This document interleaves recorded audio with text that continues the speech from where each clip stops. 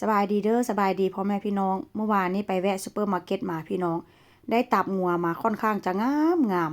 อันนี้ครึ่งกิโลเด้อนี่เด้อกิโลนึงก็ประมาณ7ยูโรนี่แหละพี่น้อง7ยูโรก็คูณเอาเด้อ1ยูโรก็35บาท7ยูโรก็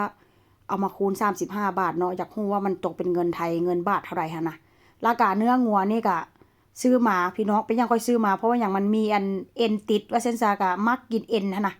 มักกินเอ็นมักกินแบบว่าอันหยาบๆพี่น้องก็เลยซื้อมาอันนี้ก็6ยูโรได้นี่ได้ผู้ใดว่ามันแพงบ่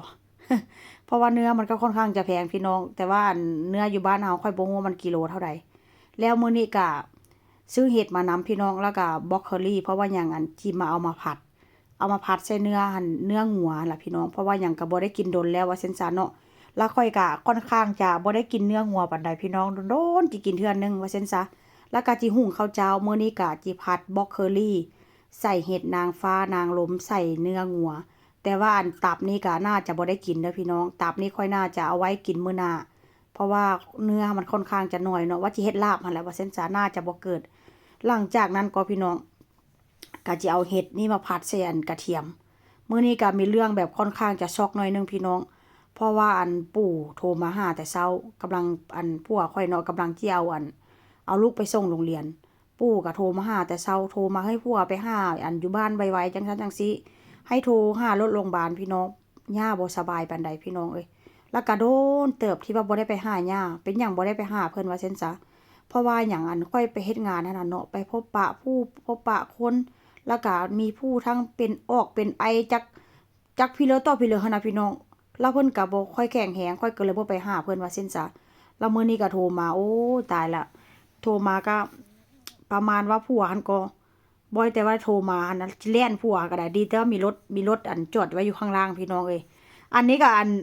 เว้ามาฮอดสุดจุดนี้แล้วก็สิอันหยุดก่อนอันซอสหอยพี่น้องลืมนะเอามาจากเมืองไทยได้2ปีแล้วลืมว่าตัวเองมีซอสหอยหันบ่ไปค้นเอาอันเครื่องปอกเครื่องปรุงก็คือสิบ่เห็นว่าซั่นซะพี่น้อง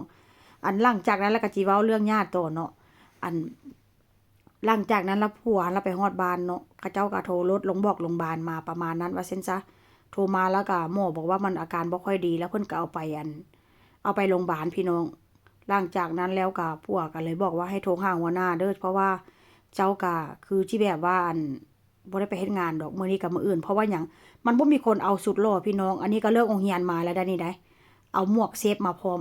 เลิกโรงเรียนมาแล้วก็สิล้างมือกินข้าวเป็นหยังว่าเซ็นซาพี่น้องเพราะว่าอันเมื่อก่อนหั่นน่ะค่อยไปเฮ็ดงานเนาะย่าเพิ่นค่อนข้างแบบโอเคหั่นน่ะเพิ่นก็เบิ่งลูกให้แล้วก็ปู่ก็เป็นคนไปรับไปส่งว่าซั่นซะเนาะยามมื้อเช้าผัวเมียค่อยก็ไปส่งมื้อสวยก็ปู่ก็รับมากินข้าวเพราะฉะนั้นแล้วก็เป็นไปบ่ได้พี่น้องถ้าหากว่าย่ากับปู่บ่อยู่แล้วค่อยก็ต้องหยุดงานว่าซั่นซะหยุดงานเอาสุดหล่อเพราะว่าหยังมันต้องมีคนไปรับมีคนไปส่งแล้วก็ต้องเอามากินข้าวอยู่บ้านแต่ถ้าหากว่าอยากเอากินอยู่อันโรงเรียนก็ได้โรงเรียนก็ได้แต่ว่ามันก็ต้องได้ไปจองเนาะต้องไปบอกกับเจ้าล่วงหน้าเพราะว่ามันค่อนข้างกระทันหันว่าซั่นซะเพราะฉะนั้นแล้วค่อยก็หยุดงานมื้อนี้กับมื้ออื่นพี่น้องเพื่อเอาลูกเพราะว่าย่าบ่สบาย